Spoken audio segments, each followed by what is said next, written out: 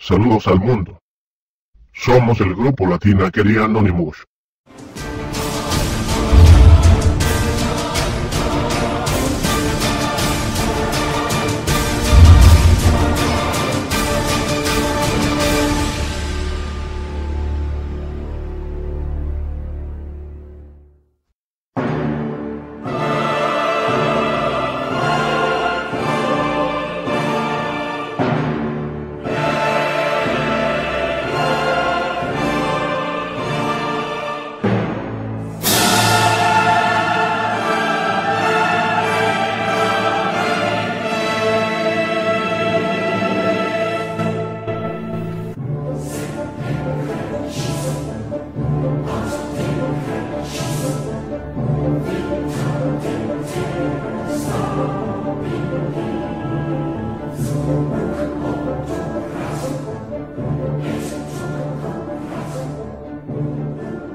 Número OpLibertadGuatemala.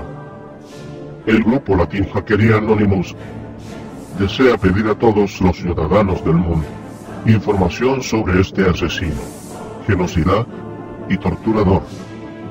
A este individuo no puede serle permitido llegar a la presidencia de nuestro hermano país, Guatemala.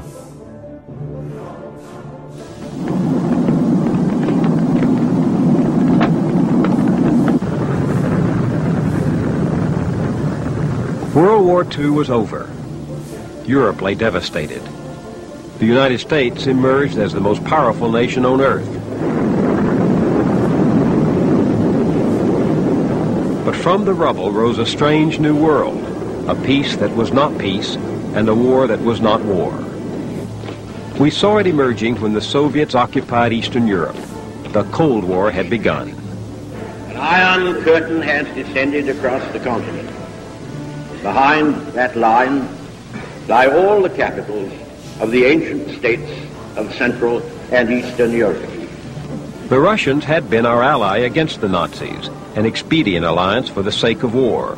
Now they were our enemy.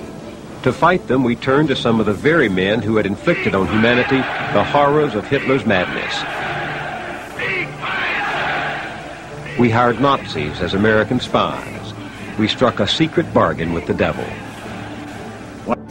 The National Security Act also gave us the Central Intelligence Agency. This is the house the Cold War built, the CIA, the core of the new secret government. Its chief legitimate duty was to gather foreign intelligence for America's new role as a world power. Soon it was taking on covert operations, abroad and at home. Art Dabbringhouse was employed in the U.S. Army Counterintelligence Corps and assigned to work with Nazi informants spying on the Russians.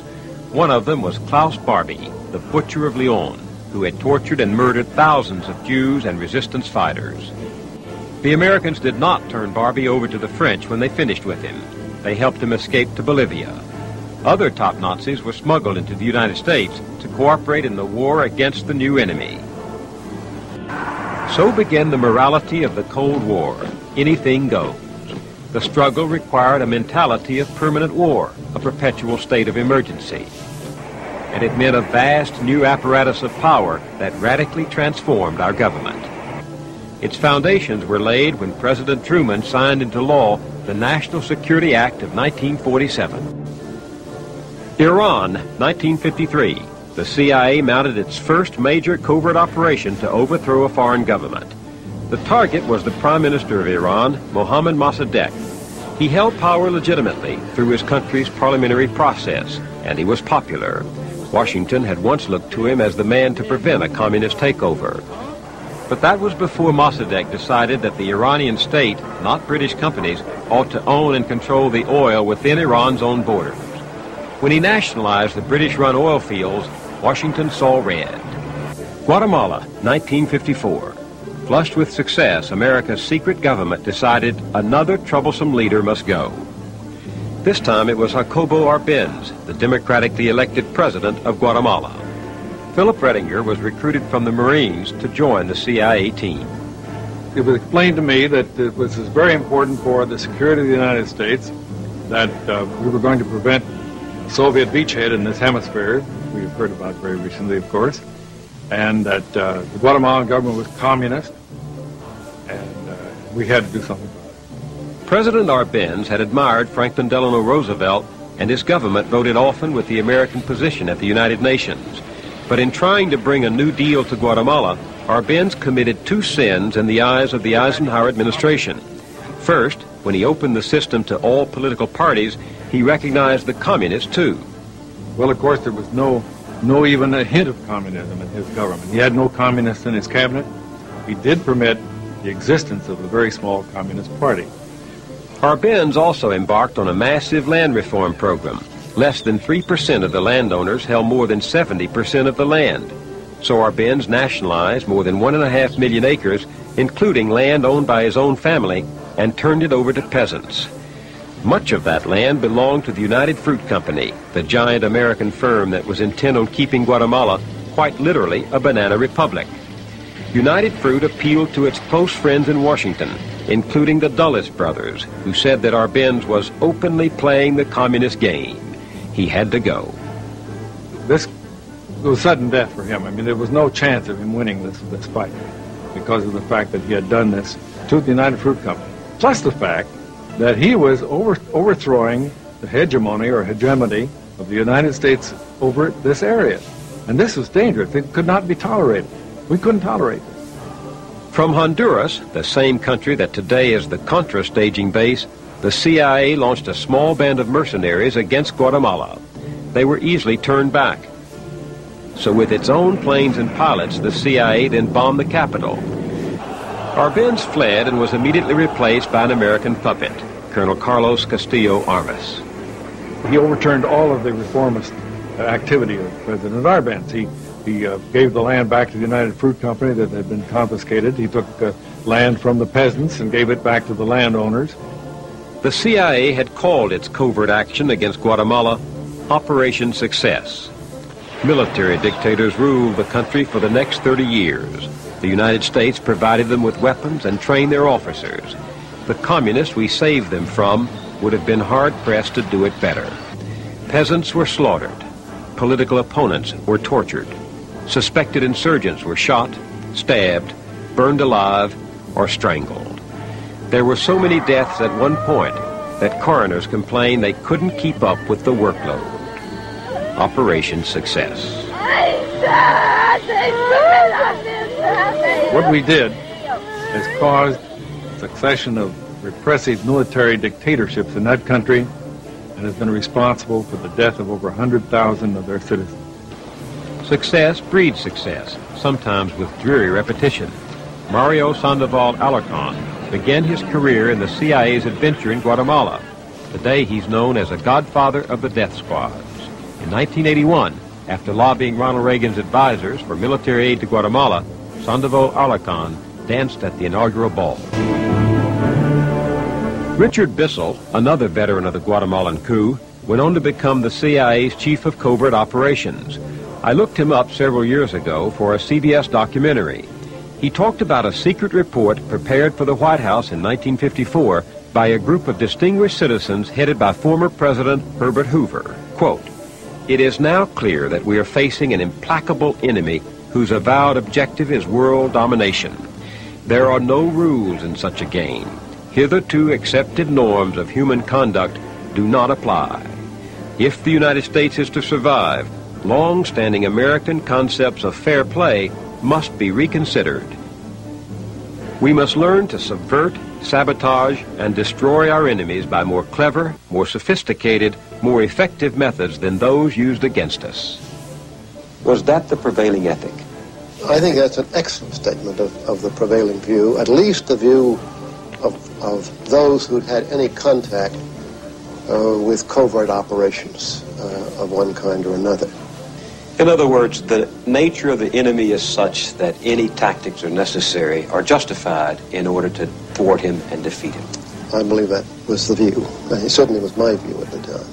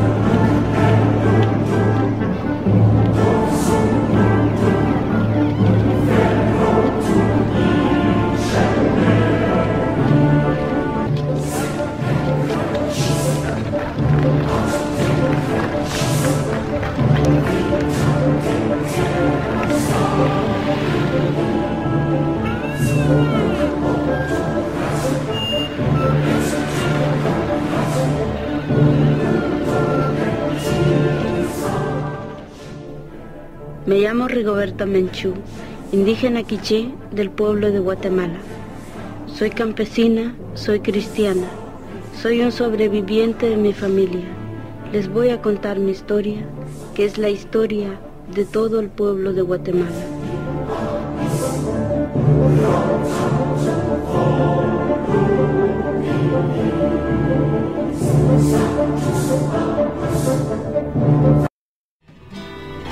Somos descendientes de los mayas. Una mayoría vivimos en las altas montañas, el altiplano. Cultivamos el maíz, un poquito de frijoles.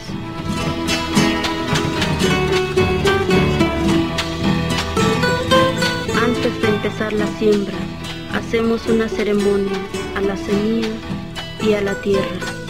Pedimos permiso a nuestra madre tierra por el herido que le vamos a encauzar al sembrar el maíz.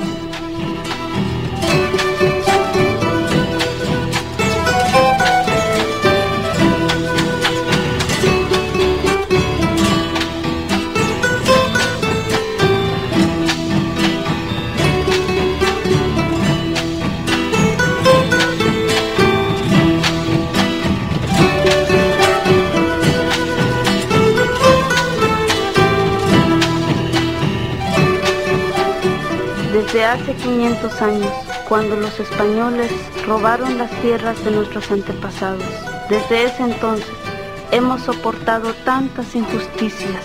Solo nos ha quedado el destino de dolor, de sufrimiento y de miseria.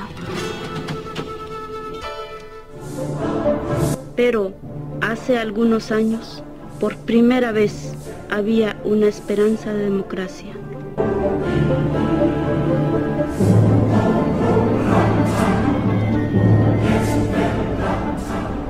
Mr. Ambassador, for us this is a period of change.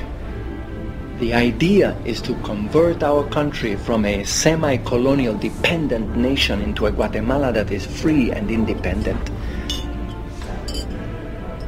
The goal behind all these reforms is to create a modern, economically viable society.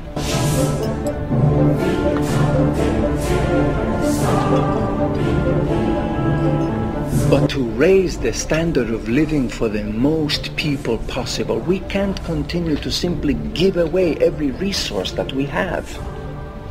Mr. President, I don't have to tell you there's a lot of alarm in Washington about all the goings-on down here.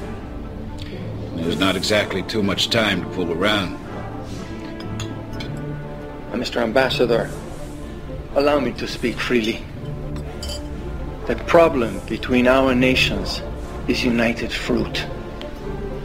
Imagine if in your country there was a foreign corporation that owned all the finest land. Then imagine that the means of getting your products to market, the ships, the ports, the railroads, were all owned by the same company. Not only do they own your entire economic infrastructure, but in 50 years, they have paid virtually no taxes. Look, the government of the United States is not going to permit a red Soviet republic between Texas and the Panama Canal. Oh, Mr. Ambassador, I am certain that when you have been here longer and have had an opportunity to get to know our country, you will feel differently about all this. No matter how long I'm here, nothing's going to make me a communist. And I can tell you something else. That line doesn't have much appeal for the American people either. You clean those Reds out of your government. When United Fruit gets what is